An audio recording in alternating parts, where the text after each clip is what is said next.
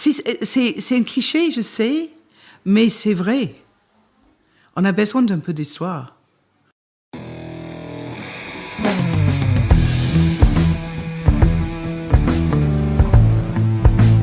Le vin, le jaja, le pinard, le pif. Il existe une ribambelle de termes pour désigner ce breuvage que nous aimons tant, le jus de raisin fermenté. Et c'est parce que nous l'aimons plus que tout que nous voulons mieux comprendre ce qui fait un bon vin. Cépage, climat et terroir y participent, mais avant tout, il y a la patte des vigneronnes et des vignerons. Je suis Romain. Je suis Florian. Je suis Antoine. Nous sommes 3 copains et nous vous emmenons à la rencontre de ces hommes et de ces femmes dans leur domaine pour les interroger sur la magie de leur métier et leur vie au milieu des raisins, des vignes et des barriques. Bienvenue à toutes et à tous dans le bon grain de l'ivresse. Chers auditeurs, chères auditrices, aujourd'hui, je suis heureux de partager avec vous notre première incursion à Pomerol. À cette occasion, nous avons décidé de frapper fort en visitant un domaine petit par la taille, mais grand par la réputation. J'ai nommé le Pin. Ces vins sont rares et peu d'entre nous ont eu la chance d'en goûter.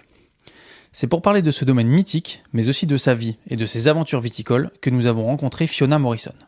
Cette femme britannique, volubile et haute en couleurs, a une carrière riche et des anecdotes à l'appel. Je vous invite donc à vous laisser remporter par son accent et sa joie communicative comme je l'ai été. C'est un pur plaisir. Bonjour Fiona Morrison. Bonjour Romain.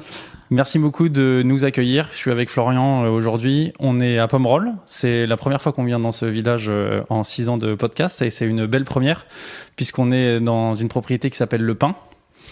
Et est-ce que tu peux commencer par te présenter, s'il te plaît ? Moi, je suis Fiona Morrison. Je suis l'épouse de Jacques Tiampon qui a créé quand même Le Pin en 1979. Je suis Master of Wine. Je suis d'origine écossaise, mais j'ai vécu presque toute ma vie hors de la Grande-Bretagne après mes études universitaires. Et je partage ma vie entre la Belgique, où est le centre de la famille Tiampon, et ici, dans la région Bordelais. Alors, tu as une longue et belle carrière derrière toi. Mm-hmm. Et donc, je voudrais qu'on commence un petit peu par le début, qu'on parle de cette carrière. Mais déjà, une question qui est super importante pour moi. Pourquoi le vin ? J'ai commencé très jeune parce que mon père adorait le vin. Et mon grand-père encore plus. Et il avait une cave de vin super. Malheureusement pour lui, heureusement pour nous, il a décédé avant qu'il a bu tous ses vins. Et mon père présentait toujours une bonne bouteille pour déjeuner le dimanche. Et surtout, il parlait des histoires, il racontait les histoires et tout ça. Donc, les vins vivaient. Et je crois que j'avais 13 ou 14 ans, j'ai demandé un livre du vin dans un cadeau de Noël. Et j'ai commencé à lire. Et à l'université, il y avait un club de dégustation, comme beaucoup d'universités britanniques, où on invitait les marchands de vin de venir faire les dégustations. Et il y avait un concours de dégustation à l'aveugle entre différentes universités. Et j'étais la seule femme, comme d'hab au début, le monde du vin. Et on a formé une équipe et on a gagné le prix pour la meilleure équipe université de dégustation à l'aveugle. Le prix était une semaine à Bordeaux pour faire les vendanges en 82. Alors, j'ai dit toujours que le deuxième prix était 2 semaines en vendange parce que c'était un millésime très, très chaud et où j'appelle ça le millésime qui a changé la vie de Bordeaux. Mais je suis très contente que j'ai vécu ça. Et après mes études universitaires, bien sûr, je voulais faire une chose, c'était aller dans le vin. Et mon père m'a dit, non, c'est pas un métier pour les femmes, c'est pas du tout. Donc, je suis allée aux États-Unis. J'ai fait, quand j'ai fait les études de littérature, j'ai, comme une fille bien élevée, bien respectueuse de mon père, j'ai travaillé dans le journalisme et les maisons d'édition. Et par hasard, j'ai commencé à écrire les articles sur le vin. Et de là, c'était un tout petit saut d'être appelé un jour par une grande maison d'importation de vin pour faire partie de l'équipe, pour commencer de parler de vin et de convaincre les gens qu'il y avait un monde Sorry about that. C'est rien. On C'est continue. la porte. OK. Il y Je a- crois que il y a- c'est une fois. Je crois que c'est des visiteurs. On Ok. est en plein pendant les primeurs, là, Oui. donc il y a un peu de passage en ce moment. Là. Exactement. Mais donc, c'était un moment que aux États-Unis, on était en 82, en 83, 84, que aux États-Unis, c'était le two martini lunch. Les gens buvaient les martinis pour déjeuner. Le vin était vraiment exotique. C'était quelque chose pour les femmes, mais c'était vraiment, on voyait pas les bouteilles de vin sur la table. Et c'était une période fabuleuse parce que il avait tout à découvrir. Les vignobles, à Napa a commencé à bien être importante. Et c'était super parce que j'étais là at the beginning.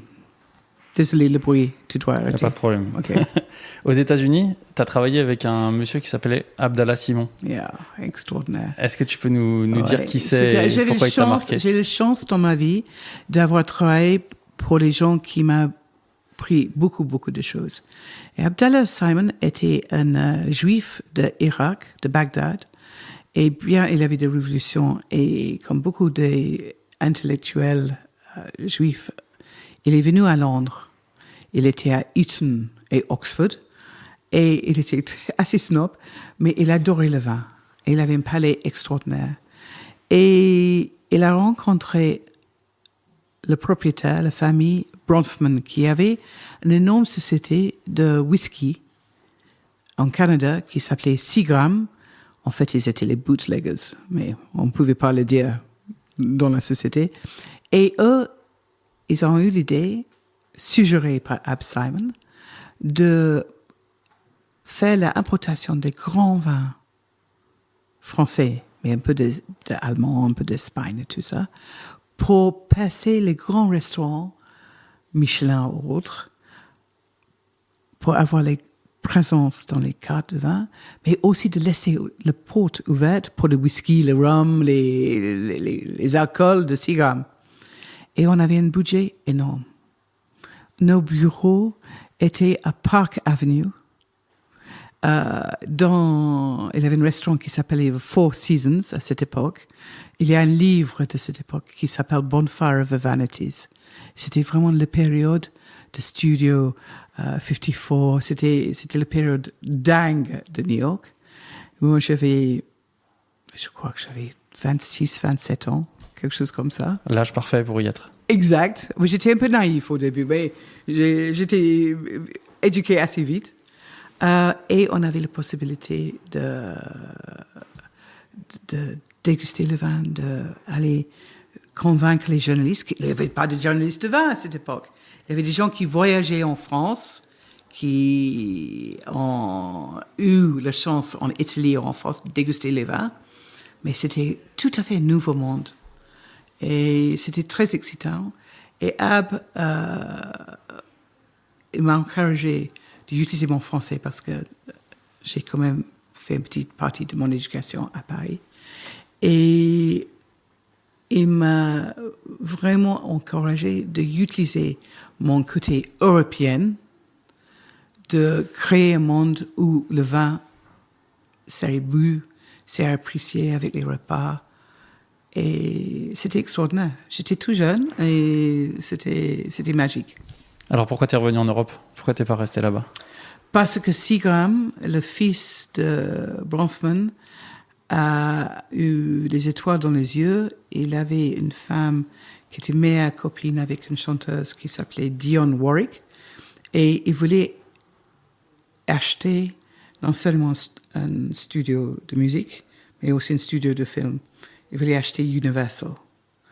Et donc là, il a vendu Seagram pour payer pour sa participation en Universal Studios, la musique et le film. Et cet empire de fabuleux vins, c'est vraiment comme quelqu'un a mis le dynamite dans un gratte-ciel. C'était effondré très vite. Mais Ab disait, toi, tu parles bien français, tu aimes bien voyager, tu n'es pas marié, tu n'as pas des enfants. Je vais t'envoyer à Paris pour faire l'ouverture de Euro Disney. Tu vas faire, parce que Seagram avait toutes les concessions, tu vas formé tous les sommeliers là-bas. Bon, je fais une petite participation, pas grand-chose. Mais j'étais de retour en Europe. Et après 10 ans aux États-Unis, j'ai adoré les États-Unis. Mais comme les Américains disent, à un certain moment, you hit the wall. Et c'est vrai, il n'y a pas vraiment une longue couture. On va éviter de parler trop des États-Unis parce que ça fait de peine à nous tous actuellement. Mais c'était une période super. Mais à un certain moment, on se sent un peu mal à l'aise par le fait qu'il n'y a pas une longue couture, une longue histoire. Et Ab m'a donné l'opportunité de revenir à Paris et vivre là-bas. Tu avais besoin de retrouver les vieilles pierres. C'est un cliché, je sais, mais c'est vrai. On a besoin d'un peu d'histoire. Et c'était important. Et j'avais la chance, parce que j'ai traité beaucoup avec Bordeaux, avec Bourgogne. J'étais amie avec les producteurs. Et il y avait un groupe de producteurs à Bordeaux, surtout médocains, qui disaient il faut qu'on conquérir les marchés étrangers. On peut avoir un français, mais les Français sont un peu trop français. Et là, j'étais en train de faire mes Master Wine. J'étais en plein milieu quand la société était vendue. Mais le CVB, le Conseil interprofessionnel de vin de Bordeaux, m'ont embauché sur le conseil de quelques producteurs, notamment Jean-Michel Cazes, qui était un visionnaire de promotion à cette époque-là, de voyager partout dans le monde pour promouvoir dans mon manière, qui était plutôt raconter des histoires,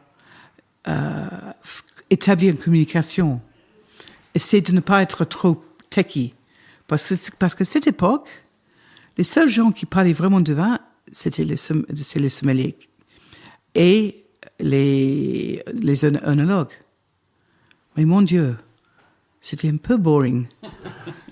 Comment t'étais reçu à l'étranger quand tu présentais les vins? Comment est-ce que les gens recevaient les vins? À l'étranger, d'abord, il fallait convaincre les Bordelais. Parce que pourquoi un étranger vient ici? Et une femme en plus. Les gens me disaient, mais vous êtes quoi? Vous êtes américaine? Vous êtes anglaise? Tout ça. Je dis non, je suis écossaise. Ah, mais ça change tout. Mais pourquoi vous n'avez pas dit? Parce que, figurez-vous, Bordeaux, il y a quand même 500, 600 ans, c'était les alliances entre l'Aquitaine et l'Écosse contre le perfide Albion. Donc, oui, il y a 600 ans, mais bon, on n'oublie pas. Et donc, et puis il y avait le rugby et les 6 nations et tout ça. Rien que ça, c'était drôle qu'on arrivait de briser les barrières avec quelque chose juste comme ça. Justement, l'Écosse est connue pour son équipe de rugby, pour son hymne national, pour son whisky, etc. On connaît moins son lien avec le vin. Ah. Est-ce que ça vient d'il y a 600 ans et de ce lien avec Bordeaux? Oui, non, mais et qu'est-ce qui a construit son histoire depuis? Il y avait une certaine Eleanor d'Aquitaine, une sacrée femme, qui est mariée à Henri Plantagenet, et quand même, ce parti d'Aquitaine de Guyane, était parti de la Grande-Bretagne aussi, ou c'était pas la Grande-Bretagne, mais le royaume de Henri et de Eleanor pour 100 ans, pour plus que 100 ans. Et il avait un privilège de Bordeaux. Les bateaux avec les pièces de vin pour l'Écosse pouvaient partir du port de Bordeaux avant tout le reste. Donc ce privilège, grâce au fait parce que l'ouest de l'Écosse était catholique, et a créé ça. Et puis avec le trade en vin, il y avait des trades en mouton, un peu de mouton, autre chose. Et c'était vraiment les 2 pays catholiques. Parce qu'on a eu Henri VIII entre-temps, qui a quand même converti l'Angleterre en protestant. Et ça, c'est ça aussi. C'était vraiment ce lien très, très long Et ma famille rigole parce que j'insiste un peu. Mais ça fait une sacrée différence. C'est drôle. Comment vous avez convaincu les Bordelais de travailler avec vous? Oh, c'est les autres qui ont dit. Il y a quand même une femme qui parle bien français, mais qui parle bien, qui est en train de faire les études de Master Wine. Et ce serait quand même bien d'avoir un porte-parole qui n'est pas trop Frenchy, qui peut voyager un peu pour nous. Donc, j'avais la chance d'avoir quelques producteurs avec qui j'ai travaillé, qui ont un peu été mes supporters. C'était qui ces producteurs-là? Bon, il y avait, comme j'ai dit, vraiment, c'est beaucoup de morceaux que je parle de lui parce que j'étais très proche de lui et je suis très proche à sa famille. C'était la famille Caz de Lynchbage, donc Jean-Michel Caz. Il y avait quelqu'un que j'adore toujours, qui était Jean-Claude Barrouet, qui était un des premiers œnologues. Ancien directeur technique de Petrus. Exactement. Et dans le monde travaille dans une méthode circulaire parce que notre directrice générale ici, c'est Diana Barrouet, sa belle-fille. Et aujourd'hui, chez Petrus, c'est son fils qui est... Et c'est son fils. Il y a deux frères. Il y a un qui travaille avec Jean-Claude pour les vins dans le monde entier, qui est le mari de Diana, et Olivier qui s'occupe de Petrus. Ouais. Donc, c'est deux, mais je crois que, ayant travaillé aux États-Unis, j'avais plus de courage et plus d'ouverture que beaucoup de gens, je crois, qui ne quittent pas l'Europe. Et Absalom me dit jamais avoir peur de poser une question. Alors, on arrête un moment. C'est vraiment le vent qui fait ça. On va faire avec. Ok. Et donc, c'était encore... C'est difficile aujourd'hui d'imaginer que c'était en 92, 93, on commençait vraiment de parler de Bordeaux à l'étranger. On a pensé toujours que Bordeaux était très international, mais on avait de sacré travail à faire. Et quand j'allais faire les dégustations des masterclasses et tout le reste, les gens ne savaient, il manquait même le vocabulaire de parler de vin. Il fallait créer les ponts. Il fallait mettre les gens à l'aise. Et comme les Américains disent, it's not what you say, it's how you say it. Et c'est vrai, hein? C'est pas ce qu'on dit, c'est la manière, l'enthousiasme qu'on a, la passion qu'on a pour le sujet, qui est beaucoup plus important que de savoir le pH ou l'acidité totale ou l'assemblage. Alors toi, ton enthousiasme pour le vin, il t'a amené jusqu'au Master of Wine. Oui. Tu l'as mentionné déjà 2 fois. Oui. Est-ce que ça a été une étape importante dans ta carrière? Ah oui. Déjà, il n'y avait pas beaucoup de femmes dans le monde du vin. Maintenant, je suis ravie. C'est presque 50-50.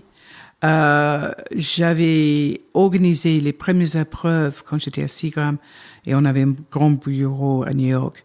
Les premières épreuves pour essayer de voir s'il y avait des Américains qui avaient la possibilité, le talent, la connaissance de faire l'examen. Et puis, il y avait Jancis Robinson, qui était une très grande Master Wine écrivain, et Michael Broadbent, encore anglais, qui était responsable pour Christie's, les ventes en chair. Et ils ont dit, mais Fiona, pourquoi toi, tu ne sais pas? Et je dis, OK, mais c'est vous qui choisissez le vin, alors, donc c'est pas moi. Et j'ai essayé, mais out of the blue, hein, pas hasard. Et j'ai fait pas mal de dégustations à l'aveugle. Et puis, ils ont dit, mais allez, étudions, non? Et ils m'ont donné une reading list de livres, et ils ont dit, il faut visiter quelques domaines. C'était le plus grand understatement. Je sais pas comment on dit understatement en français, mais c'était vraiment la chose le moins réaliste, parce que si je savais à quel point c'était dur, les études, je ne crois pas que j'aurais le courage de commencer. Et maintenant, je dis, c'est pas moi qui a le mérite, c'est les jeunes après moi, parce que le monde du vin est énormément grandi. Est-ce que vous pouvez me citer 3 cépages connus en Géorgie? Moi, je peux, mais Ah, bravo! si je suis allé, donc c'est facile. Mais non seulement en Géorgie, mais par exemple, les nouveaux cépages en Turquie, les piwis, par exemple. Donc ça, les piwis, c'est les hybrides qu'on trouve beaucoup en Allemagne. Oui, exactement. Ouais. Et c'est vrai que c'est un sujet, c'est en train de devenir un gros sujet, les cépages résistants ou hybrides. Ouais. Oui, et les noms? Ah non. Ah non, non. non. Mais donc, le monde est devenu tellement plus grand. Donc, pour toi, aujourd'hui, le Master of Wine, c'est plus exigeant qu'à l'époque où tu l'as passé? Oui, parce que le monde est grandi, le monde de vin a grandi énormément. Je ne crois pas que c'était aussi important, aussi difficile que... Il y avait, maintenant, on donne beaucoup de cours, on donne beaucoup de séminaires, il y a beaucoup plus de livres, il n'y avait pas de l'Internet, donc ça c'est quelque chose quand même qui aide beaucoup. Mais donc il fallait aller parler avec les gens. Et moi j'habitais à New York, et les seuls vignobles qui étaient prêts étaient sur le Norfolk de Long Island, dans les Hamptons. Je prenais le train le samedi matin, 2h30, pour aller au Norfolk de Long Island, pour faire le taille, ou le empruntage, les choses comme ça. Et en fait, tu sais ça aussi, si tu ne fais pas toi-même, comment tu veux que tu essaies de décrire ça dans un papier? La seule façon d'apprendre nos techniques, c'est de faire ça soi-même. Et donc, heureusement, il y avait quelques vignes dans les Hamptons. Et je suis allée souvent là-bas. Et puis, quand j'avais les vacances, d'ailleurs, c'est exactement la même chose aujourd'hui. Qu'est-ce que font les vignerons quand ils prennent leurs vacances? Ils vont visiter d'autres domaines. Voilà. Et donc, c'est ça que je faisais avec mes vacances. Le moins de moments que je pouvais aller. Et puis, quand on parle de gens qui m'ont aidé, il y a quelqu'un aux États-Unis que j'adore toujours et qui m'a appris beaucoup, surtout par sa vision. C'était Paul Draper de Ridge Vineyards à Cupertino, qui est maintenant connu pour autre chose que de vin. Mais il était sur la St. Andreas Fault, en haut de montagne, dans le Silicon Valley. Et ces vins sont pour moi toujours une énorme référence. C'est un domaine que j'aime beaucoup. Oui. Geyserville, notamment, leur cuvée. Oui, c'est ce très que bon. j'adore, vraiment, je trouve ça très touchant parce que tu cites Geyserville, donc c'est le Zinfandel. La plupart des gens parlent de Montebello Cabernet. Mais en fait, Ridge produisent 80% de ces vins sont les magnifiques vieilles vignes Zinfandel. Et Geyserberg et Liston Springs sont magnifiques. C'est un cépage qui est parfois un peu difficile. C'est aussi en tout cas à appréhender. C'est le Primitivo en Italie.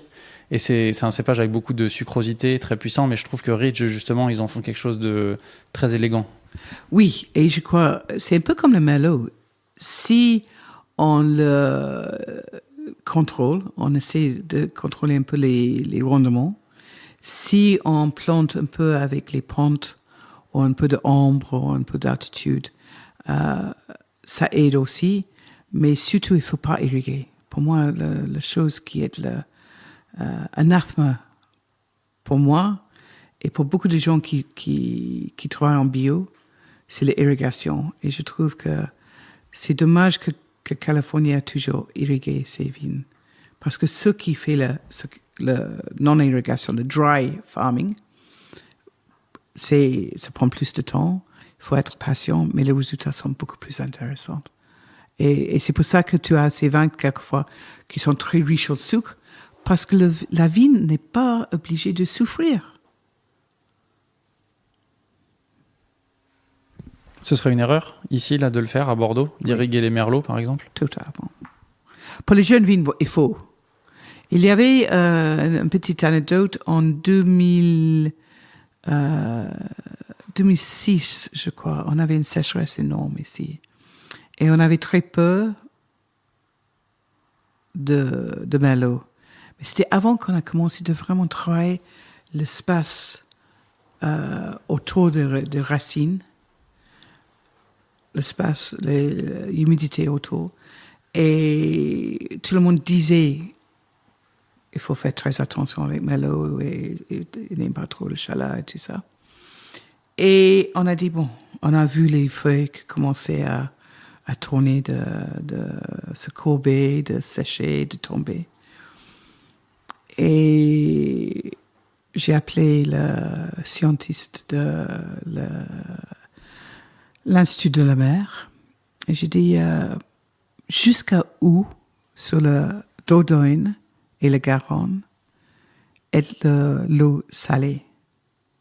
Et c'est beaucoup plus qu'on pense parce qu'il y a un coefficient de marée sur la côte atlantique qui est énorme. Et il fallait aller jusqu'à Bergerac presque pour avoir l'eau douce. Et donc j'étais OK, et combien ça coûte pour avoir les citernes et tout ça. Et on a parlé doucement un peu avec quelques voisins. Ils ont dit, mais vous n'avez pas peur de l'appellation? Mais on dit, mais on s'en fiche. Si on vend le pain comme un vin de table, nos clients vont nous suivre. Ah oui, mais là, on va faire le difficile et tout ça. Et on a eu quelques nuits un peu sleepless nights, nuits blanches. Et une matinée vers 3 heures du matin, on dort toujours avec les fenêtres grandes ouvertes. On est tous les deux précipités vers la fenêtre. Et on a eu une déluge superbe qui a duré presque un jour. Et on a dit, bon, c'est OK d'être révolutionnaire, idéaliste, mais en réalité, on imaginait les problèmes qu'on aurait à avoir, surtout avec Hénard, si on faisait ça. Et après ça, on a dit, mais quelle bêtise de même penser à ça. Avec le changement climatique et la hausse des températures, est-ce que tu es inquiète pour le merlot, qui représente 100% de l'encépagement au pain? C'est drôle, j'ai déjà fait l'anecdote de Sideways, qui était pour la Californie. Le merlot était la bête noire, parce que il n'a jamais fait de bon vin. Vraiment, en Californie, c'est trop chaud. Mais je crois que le climate change était un wake-up call pour nous tous. Et c'était à peu près le même temps qu'on commençait de faire les études de sol. Et d'avoir les agronomes qui comprenaient les apports qu'il y avait dans le sol. Non seulement l'humidité et les vers, les insectes et tout ça, mais aussi le humus, la nécessité de changer la porte-greffe. Et puis après, cette vie bactérielle de mycorrhizales, les fungi qui jouent un rôle beaucoup plus important qu'on n'a jamais pensé.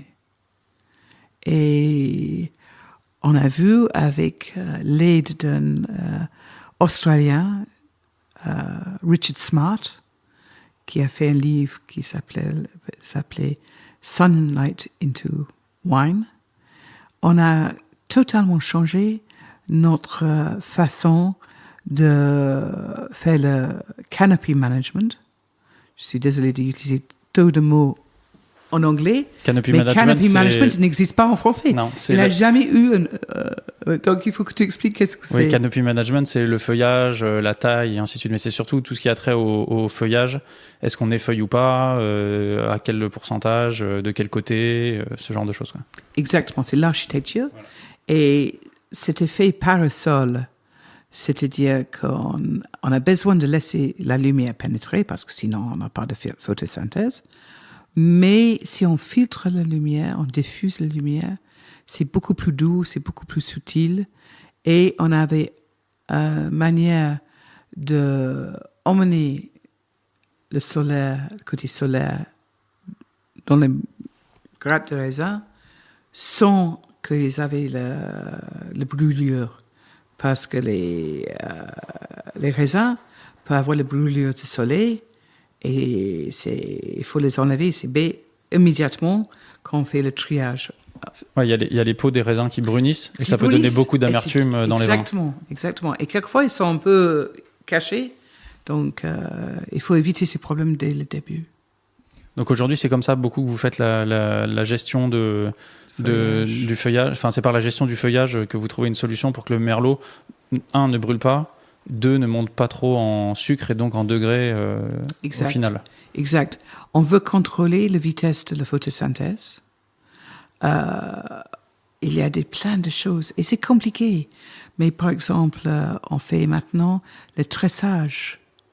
On tresse les vignes en lieu de couper le vigne. Au lieu de rogner. Au lieu de faire le rognage, c'est de couper le haut de la vigne. On tresse parce qu'on veut que, à un certain moment, la vigne arrête de produire le bois. Parce que si on coupe le bois avec le rognage, ça repousse. Donc si on tresse, et c'est énormément plus de travail, de main-d'œuvre, on établit un nettement meilleur équilibre dans la vigne entre le bois, les feuilles, le fruit. Mais il y a un myriade, je peux dire, en fait, vous connaissez, surtout on connaît ça, il y a un myriade de différentes histoires, les petits ajustements. Il faut que je dise une chose, et c'est injuste, mais ça coûte l'argent. Et je trouve dans notre société, on a une grande différence entre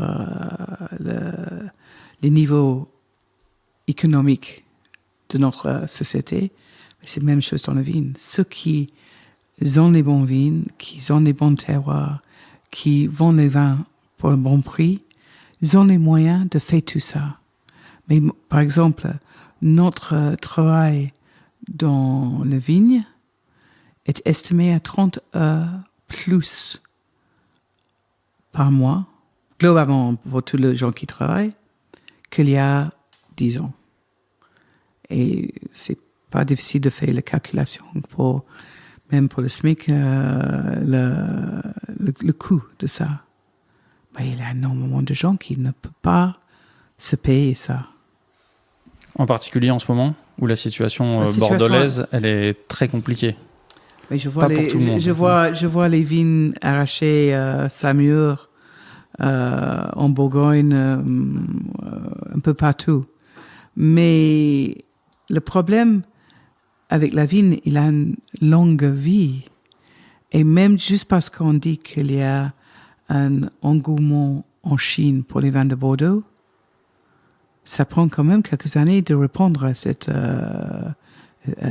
demande. On ne peut pas faire, l'année prochaine, on va produire un peu plus.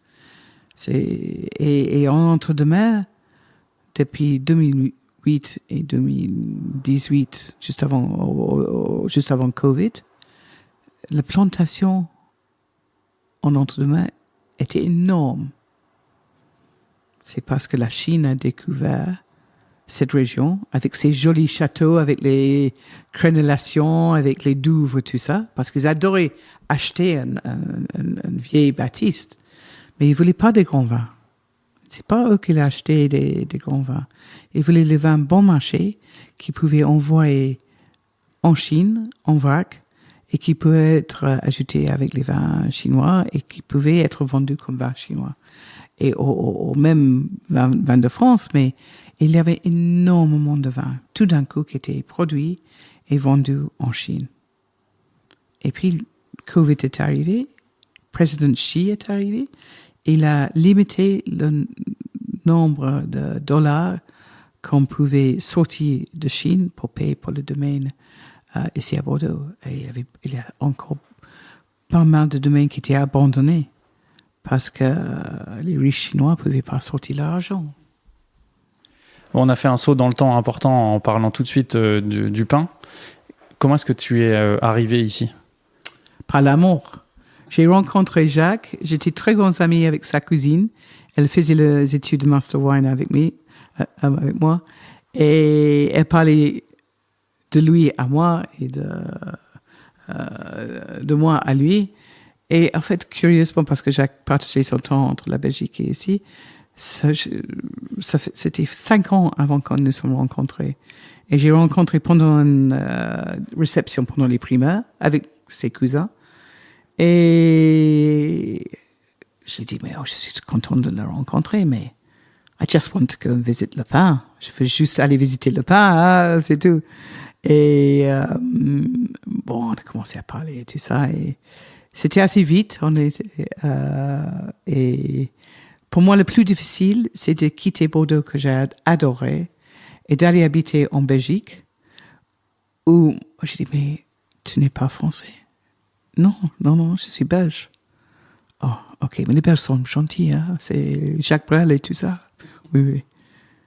Mais tu habites où en Belgique? Bruxelles, Namur? Non, j'habite en Flandre. Et là, j'ai dit, mais ils parlent une autre langue là-bas. C'est le hollandais. Non, c'est le flamand.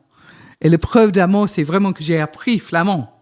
Et bon, j'aime beaucoup la Belgique. C'est un pays un peu comme la Suisse, bien géré, des bons restaurants, les gens un peu bourguignons en esprit. Mais on s'est rencontrés très vite. On a eu 2 enfants. Et j'avais très peur que, parce qu'on était tous les deux dans le vin, que ce serait le vino bubble tout le temps. Je ne sais pas si vous avez les partenaires qui sont dans le vin, mais c'est un grand risque. On parle que de vin tout le temps? Ouais. Et ça s'arrête jamais? Non, on essaie, je crois, parce qu'on a beaucoup d'autres intérêts, surtout l'architecture. Non, mais ce que tu décris, la vino bubble, c'est ça? Le vino bubble, c'est quand on parle de vin tout le temps. Et je crois qu'on a appris qu'à un certain point, on peut parler d'autres choses. Mais j'avais vraiment peur parce que, d'ailleurs, c'est bien d'avoir un break de Bordeaux de temps en temps, en habiter en Belgique, parce que tu peux parler d'autres choses. Parce que quand on est ici avec nos copains ici, c'est vraiment 20. Beaucoup. Tu te rappelles de la première fois que tu es venue ici? Je suis venue quand j'étais étudiante. Quand je suis venue à Pin, au Pin, oui, non.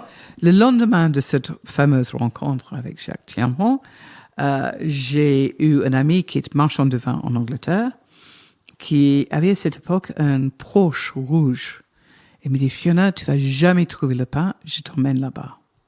Je dis, oh, c'est gentil et tout ça. Il est arrivé avec sa Porsche rouge et tout ça. Moi, j'ai trouvé ça super. Jacques était moins amusé que quelqu'un qui l'a invité pour déguster son vin, arrive avec quelqu'un d'autre dans une voiture de sport. Et il a dit à ce copain, qui est un bon copain de nous deux, ok, maintenant que Fiona est là, tu peux partir. Je l'emmène à Bordeaux. Mais c'était pendant les primaires. J'avais un autre dîner. Je dis non, je suis désolé, je ne veux pas rester. Et c'était un peu jouer hard to get, un peu difficile à attraper parce que j'avais un programme de voyage difficile. Mais on s'est quand même arrivé. Et le premier millésime que j'ai dégusté à cette époque, c'était le 85, qui est un millésime magnifique. Et je crois qu'au moment que c'était vraiment sérieux, il est arrivé à la maison avec une demi-bouteille de Le Pin 82, qui est un vin mythique. Et j'ai dit, une demi-bouteille, what's this? Qu'est-ce que c'est ça? Il dit, mais c'est la seule bouteille qui me reste parce qu'en 82, j'avais quand même l'argent à payer au banquier et j'ai vendu toute ma récolte au début jusqu'à 85 quand je pouvais quand même garder un peu de vin. Et le 82, il y a des collectionneurs dans le monde entier qui ont encore le 82 Le Pin. C'est un peu comme le 82 Mouton Rothschild. C'était somptueux, c'était super vin. Comme je l'ai fait en bas dans la cave, c'était un vin qui était fait avec 30% de 3e ou 4e feuille. Donc, tout jeune vin. Mais c'était délicieux. Et ça reste toujours bon.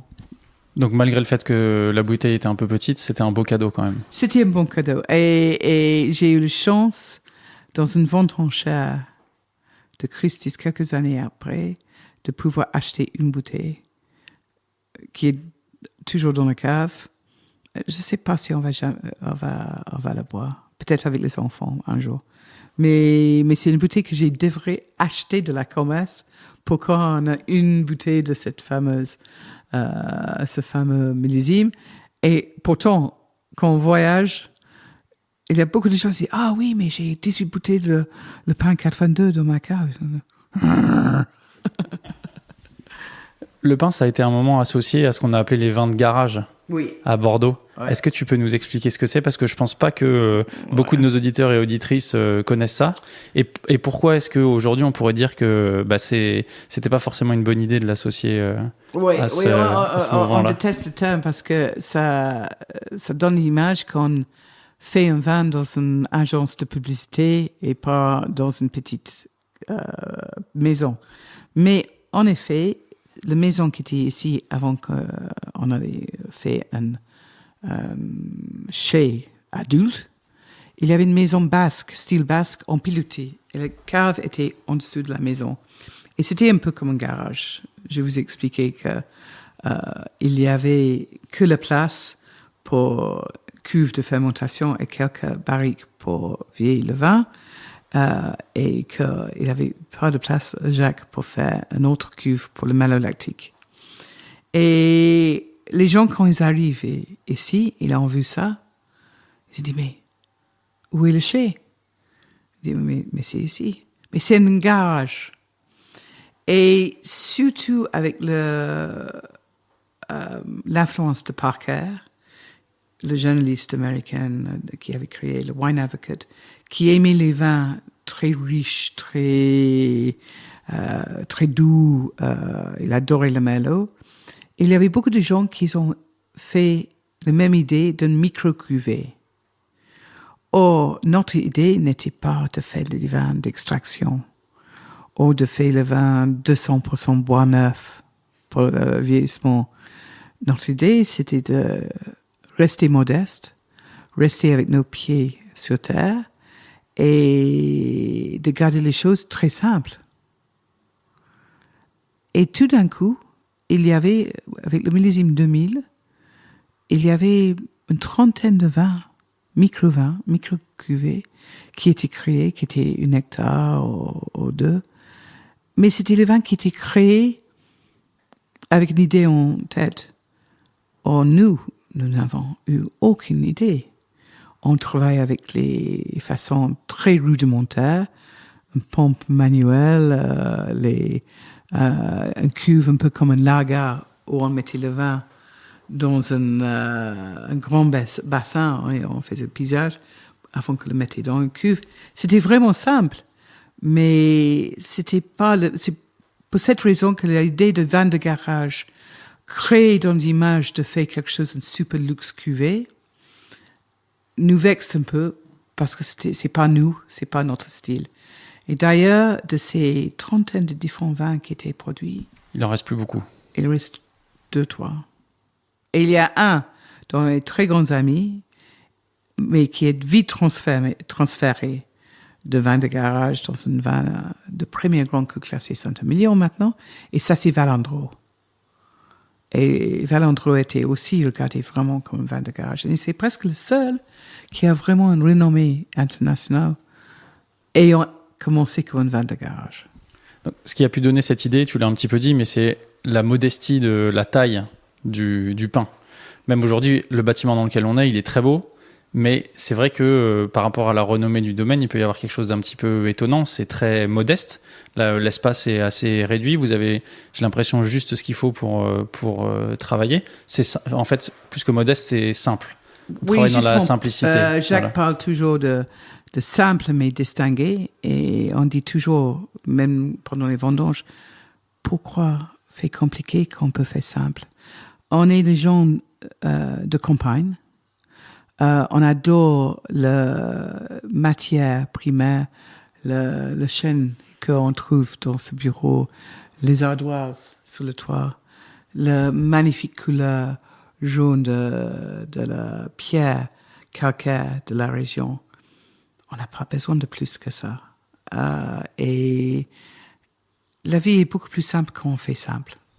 Et la taille du domaine est modeste aussi. Il y a un petit peu plus de 2 hectares. Oui, on est entre 2 et 3. Pour l'instant, malheureusement, avec les cœurs très enlourdis, on est en train d'arracher parce qu'il y a un moment qu'il faut. C'est toujours très, très difficile, surtout quand tu as 2 hectares 80.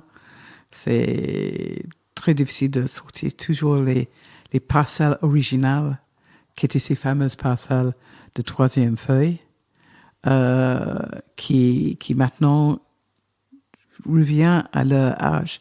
Et c'est assez rare dans le monde du vin de trouver les merlots, les vieux cèpes de merlot, parce que c'est quand même un cépage beaucoup plus sucré que le cabernet, qui pompe beaucoup d'énergie. Et donc, l'espérance de vie d'un cep de merlot est moins qu'un syrah ou un grenache. Oui, parce que quand tu parles de vieilles vignes, tu parles de vignes qui ont 70, 80, Oui. 90 ans. Oui, quand je fais partie d'un groupe de lobbying. Ça, c'est Roxy qui se manifeste, la mascotte du domaine. Il y a peut-être un risque qu'il va venir aboyer à la porte pour être rentré, mais ça c'est le vie de chien. Si vous avez les chiens, c'est comme ça. Donc, vieille vigne. Je trouve qu'une vieille vigne qui manifeste le climat et le caractère du sol doit avoir au moins 60, 80 ans. Et je crois qu'on est tous suffisamment amateurs du vin de voir le buzz et l'énergie qu'on déguste immédiatement quand on déguste un vin fait avec des vieilles vignes, des cèpes de centenaire ou autres. Mais 40 ans pour moi is not really there yet. Donc il faut Tu regardes beaucoup Romain, c'est un sujet de conversation souvent. Oui, avec Romain, et là je regarde aussi Florent, parce que Florent nous a appris ce midi qu'il avait dans le viseur des parcelles centenaires, justement, et il hésite. Oui. Donc je pense que tu vas peut-être lui faire prendre la décision de... Mais c'est vrai que les rendements, quelquefois, sont pitiés, mais c'est vrai que la magie, si on peut le faire, c'est magie. À Vierge de 7 ans, on a des vignes qui ont résisté le grand gel de Pomerol en 1956, qui a détruit les vignobles de Pomerol. Et là, on a vraiment des choses extraordinaires. Mais non, je suis un adepte de vieilles vignes. J'adore. Donc le pain a une 40aine d'années, tout jeune domaine, finalement, ou en tout 79, ça fait, oui, c'est plus. 45 ans, 46 50, maintenant. oui. Comment toi et Jacques avez fait pour construire la distribution, la réputation et l'image de Le Pin telle qu'on la connaît maintenant? C'était petit, hein. On n'avait pas beaucoup de bouteilles. Hein. On avait 2500 bouteilles. Maintenant, on a peut-être 4800 maximum. Jamais, mais c'était avant qu'on commençait de vraiment travailler la vigne. C'était 6000 bouteilles. Donc, quand on a les quantités comme ça, c'est pas difficile de faire la distribution. Mais c'était à bouche à l'oreille. Et aussi, comme Vieux Château Saton, qui est aussi une propriété de la famille Tiampon, le vin, au début, était vendu beaucoup en Belgique et en Grande-Bretagne. Qui sont des grands amateurs de vin. Et la Belgique est toujours le marché numéro 1 en termes de bouteilles pour les vins de rive droite. Le petit belge. Et pas en valeur, bien sûr. Donc, c'était quand même beaucoup de Belges. Et puis, il y avait Jacques Lussier, un journaliste, je crois qu'il était de Figaro, qui disait, mais le pain, c'est le Romanée-Conti de Bordeaux. Tu lis ça dans le Figaro, si tu es un amateur de vin, tu dis, je veux une bouteille. Hein. Et c'était bouche à l'oreille. En fait, ça, c'est un peu de magie de le pain. On n'a rien fait. Et quelquefois, c'est plus compliqué de rien faire, de faire trop. Et vraiment, on est tous les deux les optimistes, heureusement. Jacques est très calme et il fait des choses avec une manière très douce, très posée. Quand on a des Australiens qui viennent travailler dans le chez pendant les vendanges et veulent mettre la AC/DC, c'est pas son truc. Il aime bien avoir vraiment le calme et tout ça. Et je crois que les gens appréciaient, surtout sur la rive droite de Bordeaux, ils appréciaient cette attitude un peu posée, un peu calme. N'est-ce pas? Tu trouves ça aussi avec toi? Tu es ici, tu as travaillé à Pomerol. Mais les gens, c'est les paysans. Mais vraiment, pas être un jeu de mots. Vraiment, c'était les paysans ici. Et c'est encore les distances. Les distances sont tellement petites. On se connaît tout le monde. C'était le postier de Pomerol qui nous a donné un tip d'acheter le domaine qu'on a acheté à côté de Tropplemondo en 2010. C'est un petit village, quoi. Voilà, donc c'est... Et on circule en vélo. C'est taille humaine, c'est tout. Et j'espère que nos enfants, qui étaient formés dans le même esprit, sont les moyens et que le monde aujourd'hui leur permettre d'avoir la même philosophie. Vu la réputation que vous avez atteint maintenant, il y a bien quelque chose qui fait la singularité de Le Pin. Est-ce que ça vient du terroir ? Terroir. Tous les vignes poussent dans le terroir. C'est d'abord, il faut savoir ce qu'on a comme terroir. Et il y a beaucoup d'endroits dans le monde où on n'est pas sûr. Encore aujourd'hui, il y a des vignerons qui ne savent pas qu'est-ce qu'il y a sous les vignes. Donc, il faut vraiment savoir et il faut s'adapter après. On ne va pas planter le pin ailleurs parce qu'on trouve que le sol, le gravier ou l'argile n'est pas adapté de Merlot. On travaille avec. C'est pour ça que quand le INRA a permis la plantation d'autres cépages ici, carrément personne n'avait fait ça. C'est impossible. Donc, je crois que plus que le terroir, bien sûr, on bichonne notre terroir, mais je ne veux pas prétendre que nous savons plus qu'un autre. Je crois que dans le monde de vignerons, on est tous dans la bonne direction, on échange les idées, on partage les vécus, mais je trouve que c'est un peu difficile, un peu présomptueux de dire que nous avons la réponse. J'ai vu les vignobles autour de nous être décimés avec les feuilles de taille d'un timbre de poste, de la poste, et nous n'étions pas touchés de tout. Pourquoi? Je ne sais pas. Mais on n'est pas épargné de milieu, par exemple. Pourtant, on fait tous les efforts possibles. Et c'est l'agriculture. Ça n'a pas changé depuis les millénaires. Mais on parle plus aujourd'hui. Et ici, concrètement, on est sur le plateau de Pomerol. Tu nous as fait un petit tour du panorama tout à l'heure, avant qu'on commence l'interview. Il y a d'autres noms prestigieux de Pomerol. Pétrus, la fleur Pétrus sont juste à côté. Oui.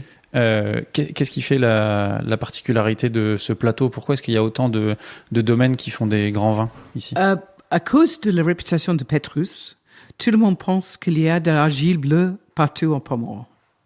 C'est vrai, l'argile bleue, qui est une argile qui contracte et expande, est magique. Mais c'est plutôt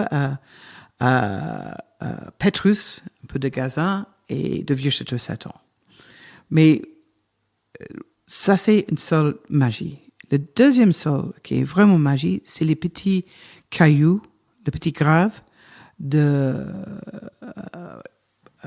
crasse de fer, des petites pierres qui étaient créées par les glaciers et qui étaient quand même une couche presque 2 mètres de profondeur en quelques endroits. Ici, Trottoir, La Fleur et autres, mais assez limité. Et sous ces graves, on a cette argile extraordinaire aussi. Donc, ça, c'est les 2 grands terroirs de Pomerol. Et il faut dire, on parle de le plateau est 15 mètres plus haut que le reste, mais il a une petite pente, mais il faut le voir vraiment, un petit jarle. Mais c'est vrai que ce plateau a une magie, parce que quand on descend, on tombe plus sur le sable, un peu le sable granitique, parce que c'est le calcaire, sable de calcaire, mais c'est sableux. Et ça, c'est moins intéressant. C'est pour ça qu'il y a une renommée pour les domaines qui sont autour du plateau, sur le plateau. L'argile, tu l'as dit, c'est un peu clé ici, notamment parce que elle a la propriété d'absorber l'eau et de la retenir, de faire des sols un petit peu plus frais et surtout de pouvoir nourrir en eau les vignes quand il fait chaud notamment. Exactement, c'est notre safety net, si on veut. Et c'est grâce à ça que même dans les canicules, comme on a eu en 22 par exemple, où on pensait que les feuilles allaient absolument sécher et tomber, la vigne a quand même résisté. Et puis une chose qui est extraordinaire, c'est qu'on trouve que, OK, on a les pH assez hauts, les pH qui sont un indicateur de l'acidité. Mais supprenons, grâce à ce argile, on a des acidités assez hautes aussi. Donc, c'est magnifique d'avoir pH.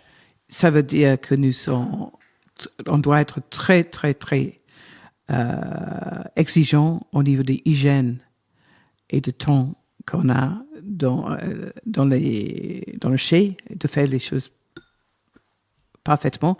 Et on a un fils qui est en train de terminer son diplôme d'œnologie en Australie. Et si c'est une chose que les Australiens ne tolèrent pas, c'est le Brettanomyces. Et donc, lui va être notre Brett Warrior pour être sûr que nos vignes sont propres et que malgré un pH assez haut à cause du sol, on arrive quand même de faire les vins qui sont stables. Oui, parce qu'une des conséquences de changement climatique et de la hausse des températures, c'est que le pH des vins baisse et donc le milieu devient un petit peu plus favorable au développement de certaines bactéries. Le pH est plus haut. Le pH est plus haut, oui, Plus pardon. haut. Le pH monte, excusez-moi. Le pH monte, baisse. l'acidité baisse, le pH monte et donc le vin devient un milieu un petit peu plus propice au développement de certaines bactéries, comme les Brettanomyces. Alors, pour ce qui est de l'acidité et du pH, je ne sais pas quelles étaient les analyses pour le 2024, mais moi, j'ai trouvé que celui 2024 qu'on vient de goûter, là, juste avant l'interview, il y avait effectivement une acidité très présente. Voilà. C'est vrai que pour du Merlot, j'ai pas eu l'impression de reconnaître le genre de Merlot que je connaissais habituellement. C'est vrai, Romain, on est très fiers de notre Merlot. Mais je crois qu'il faut creuser dans le sol, de trouver la réponse, plus que d'essayer de trouver le clone ou le porte-greffe qui peut ça. Je trouve c'est ce que nous avons fait. Et on a, dans la région, à Bordeaux, et on a un centre de recherche fabuleux à Bordeaux, les ISVV, et ce qu'ils sont en train de faire au niveau des études encore est extraordinaire. Et je suis très fier qu'on a arrivé d'avoir le genre de fraîcheur que vous avez trouvé dans les vins que vous venez de déguster. Alors, dans la famille Tiens-Pont, le pain n'est pas tout seul. Il y a aussi l'IF, Absolument. qui est à Saint-Émilion, et l'être. Oui, qui est en appellation Castillon. bravo, oui. Ça, c'est encore Roxane qui a des choses à dire. Roxy. Roxy, pour annoncer que les nouveaux visiteurs, c'est peut-être mieux que le buzzer. Est-ce que tu peux nous parler de l'if et de l'être un petit peu, s'il te plaît? Déjà, c'est 3 arbres. Le pin. Pardon. Déjà, on a 3 arbres. Et chaque arbre a une significance. Le pin, non seulement c'était l'arbre, mais le pain, c'est ce qu'on mange, la baguette.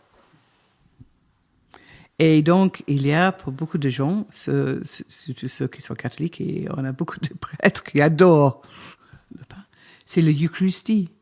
C'est l'image de le sang et le corps de Christ et tout ça. Donc, il y avait ça au début. Les gens utilisaient ça. Et puis, il y avait un président de Chine qui s'appelait Li Peng. Donc, et le pain, quand ils écrivaient le pain, le vin, ils écrivaient dans le même caractère que le président de Chine. C'était pas mal. Quand on achetait l'if, c'était eau plantée avant. C'est un nom qu'on oublie tout de suite. Et on a cherché pour un nom et on a trouvé cet arbre, l'if, qui est un taxus, qui est un arbre magnifique. C'est un arbre de régénération. C'est planté en beaucoup de cimetières. Les épines ont de halo dedans. Les baies sont toxiques. C'est utilisé, c'était par exemple, le bois est utilisé par les archers pour faire les arcs.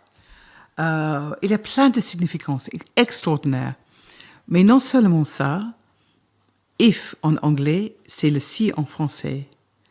Et revenons à ce que tu disais tout à l'heure, c'était l'idée que quand on fait un millésime, même si on a commencé de faire ça, on connaît un peu comment il faut faire le vin. Mais chaque millésime commence comme une aventure. Et si on vendange demain, et si on commence avec ce parcelle, et si on commence à 6 heures du matin, et on travaille jusqu'à midi, et puis on arrête, et si. Franchement, c'est la même chose. C'est chaque fois qu'on fait du vin, on a beaucoup de possibilités. Donc, c'était les if en anglais ou le si en français. Donc, il y avait quand même cette significance aussi qui était... C'est pas grave. Okay. Il y avait aussi cette significance. Et l'être, c'est dans la campagne, Côte de Castillon, très jolie région. Et comme les Belges prennent petite liberté avec la langue française, au lieu de dire le être, il dit l'être. Et on trouve quand même que l'être, une lettre qu'on écrit, mais aussi un être, une âme aussi. Donc peut-être on boit trop de vin le soir, mais chaque vin a une significance qui est assez importante. Et par exemple, et on s'amuse parce que le deuxième vin de l'être s'appelle Raison d'être. On s'amuse. Mais c'était... je ne sais pas si on va acheter notre domaine parce que c'est difficile. Il y a beaucoup de domaines qui sont appelés après un arbre. Castillon, c'est une appellation qui est pas très connue, ou en tout cas qui n'a pas une renommée très importante. Malgré tout, il y a des jolis terroirs avec des sols calcaires de très bonne qualité. C'est la prolongation de le calcaire. Est-ce que tu peux nous en parler un peu? C'est la prolongation de le calcaire de Saint-Émilion. Je fais une comparaison entre Castillon, Saint-Émilion et Castillon, que je fais une comparaison avec le Côte d'Or et les villages de Beaujolais. Il y a plein de jeunes bourguignons maintenant qui investissent à Moulin à Vent, à Julianas, au Morgan, où ils veulent, pour le vin. Parce que c'est vraiment le prix d'entrée est très intéressant. Et là-bas, il y a beaucoup de jeunes qui sont investis là-bas parce que c'est peanuts. Le problème, c'est que c'est un peu plus frileux. Il y a plus de problèmes de gel. plus de pression de milieu parce qu'on est très, très boisé autour. Il y a beaucoup de bois, donc c'est moins aéré. C'est très difficile de faire le bio là-bas. Je veux dire, les rendements sont plus petits. Mais malgré ça, tout le monde est en bio presque. Et on croit. Mais en 2024, avec la crise qu'on a actuellement, j'avoue que c'est pas si facile même pour nous de vendre le vin. Justement, tu arrives à un sujet là qu'on voulait aborder avec toi, parler un petit peu de commerce. Parler un peu de commerce. Ouais. Comment ça va en ce moment pour vous? Parce que la famille Tienpont, vous êtes propriétaire, vous êtes aussi marchand de vin. Est-ce que le ralentissement dont on parle un peu partout, vous le sentez? Je ne peux pas nier le fait qu'on souffre, mais on souffre moins que les autres. On a un réseau stable et fidèle de distribution. Mais eux aussi, ils ont les stocks. Peut-être pas forcément juste nos vins, mais les autres vins. Donc, et c'est pas uniquement Bordeaux. Tout le monde du vin est un peu coupable d'avoir vraiment surfé la vague de la Chine, ou les Nouveaux Mondes, ou les ventes par correspondance ou autres. Et on n'avait pas un plan B. Oh, Covid est arrivé, on a bien vendu tous pendant Covid parce que tout le monde restait à la maison et glou la cave. Donc, superbe. Mais le problème, c'est que les jeunes ne boivent nettement moins. Ils se sont vraiment éloignés de produits. C'est un produit de leurs parents.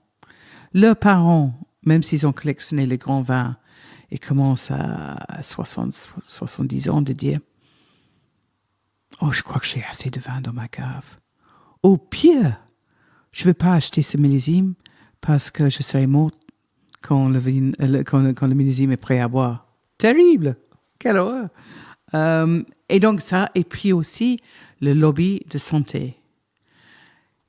La seule réponse, c'est de communiquer, mais d'adapter notre communication.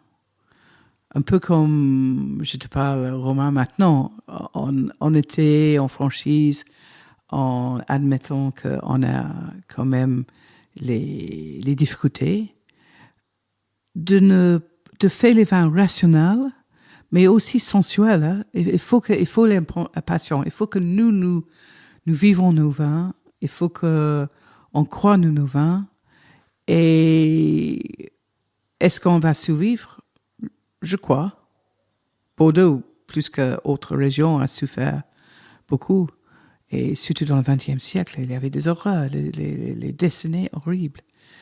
Mais j'espère qu'on a tous appris des choses. Et pour moi, la grande leçon, c'est le respect pour nos sols. Parce que c'est ça qui est le berceau de tous nos vins. En se focalisant un peu plus sur la région de Bordeaux, tu nous as dit que l'ouverture à l'export, au marché étranger, c'était au milieu des années 90. On est 30 ans plus tard, donc Bordeaux a connu une sorte d'apogée. Là, c'est quand même difficile de parler de Bordeaux à l'étranger, un peu partout. Qu'est-ce qui a fait qu'on a connu ce chemin dans cette région en particulier? Je crois que le masse de vin, c'est une énorme région. C'est la plus grande région de vin du monde. Hein. Et c'est business. Bordeaux était créé par les marchands de vin, pas par les vignerons. Donc le discours était souvent business, marchand, et moins vigneron. Et c'est absolument folklorique, mais c'était les gentils bourguignons que c'était les vrais vignerons. Et Bordeaux, c'était les marchands qui voyageaient, qui avaient les voitures chics, etc., etc. C'est les clichés, mais c'était un peu pas ça. Maintenant, avec la nouvelle génération, on doit adapter notre communication, on doit adapter notre offre. Et paradoxalement, le 24, ceux qui ont fait de bons vins, le vin sont juteux, pas trop riches, jolie couleur, sapide, bien équilibré, frais. C'est exactement ce que le public nous a demandé depuis au moins 10 ans. Maintenant, on le fait, c'est à vous de le boire. Justement, la campagne des primeurs 2024 a démarré. Quand on est arrivé, il y a des journalistes qui sont venus, des gens qui viennent déguster. C'est quoi un bon prix de vin?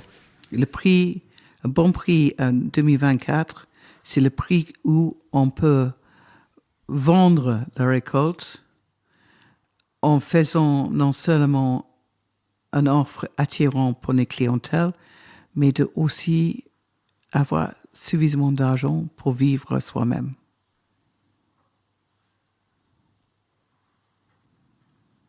Il y a des sacrifices que les gens doivent faire. Il y a des leçons à apprendre. Et il y a une hiérarchie comme une pyramide ici à Bordeaux. Il y a 50 vins, je dirais, qui sont les blue chips, les Alphabet, le Apple, les sociétés pharmaceutiques, tout ça. J'essaie de ne pas citer les gens américains qui sont trop en vue aujourd'hui.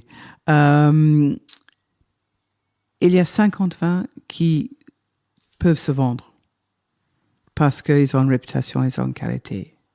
Mais même eux doivent descendre énormément le vin. Mais ils ont la possibilité de le faire.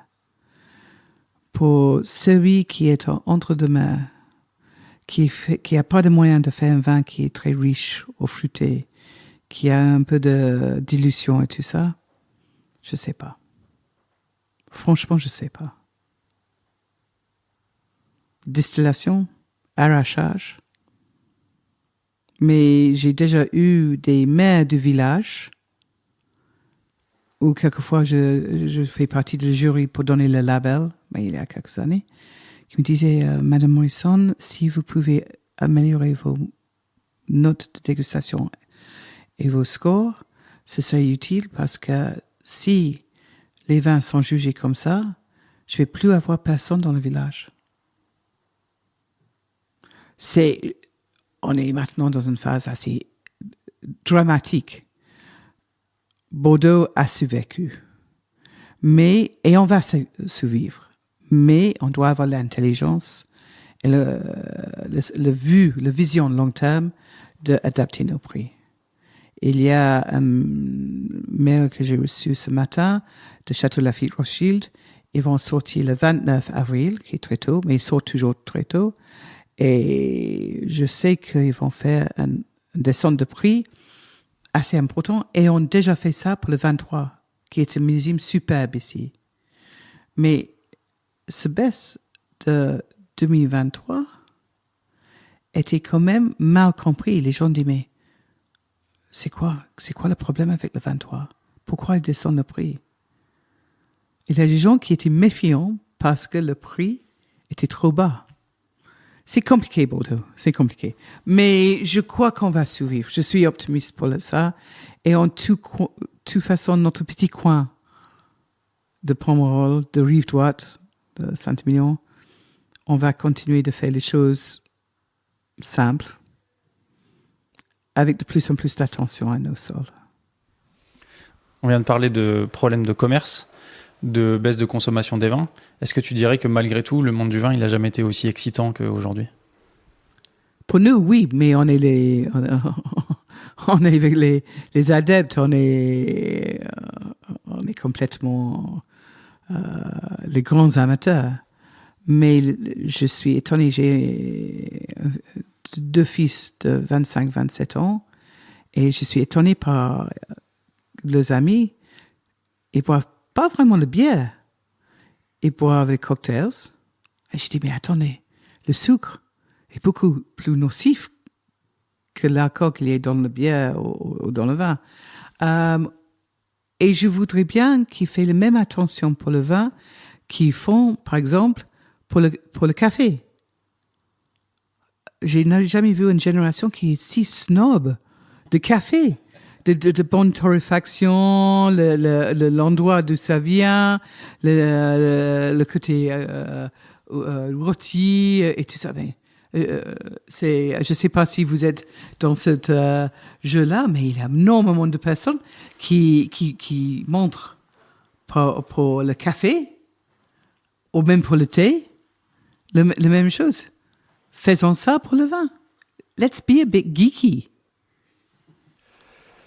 Le moment est venu de la dernière question, qui est un peu particulière pour moi, parce que c'est la dernière fois que je veux la poser. Donc avant de te la poser, Fiona, Romain, c'est pour toi, c'est quelques mots. Je te remercie sincèrement pour cette aventure, qui a duré 6 ans et qui a été magnifique en tout point de vue. Donc je te souhaite vraiment le meilleur, et je pense que tu vivras des très belles choses avec ton wine club. Alors, 1000 merci pour ça. Donc Fiona, la dernière question, avec une grande émotion. Est-ce que tu es heureuse ? Est-ce que je parais être heureuse? Je laisse parce que c'est le moment phare. Pour toi, je trouve que le vin provoque beaucoup de bonheur. Et aussi, et j'espère que je partage ça non seulement avec vous trois, mais avec vos auditeurs et auditrices. Merci. Et tous les gens qui adorent le vin, cette convivialité qu'un bon vin procure. Et je ne connais pas trop d'idiots ou de cons qui sont dans le monde de vin. Merci Fiona. Merci à vous.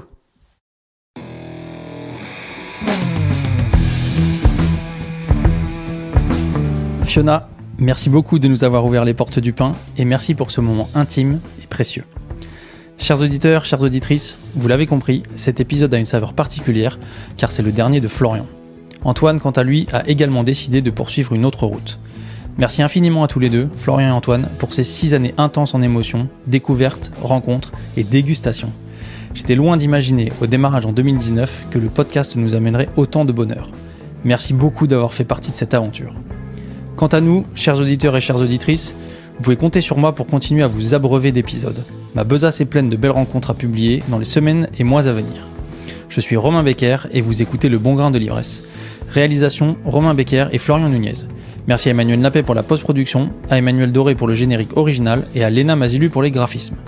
On se retrouve très vite pour de nouvelles aventures viticoles. D'ici là, éclatez-vous et buvez bon!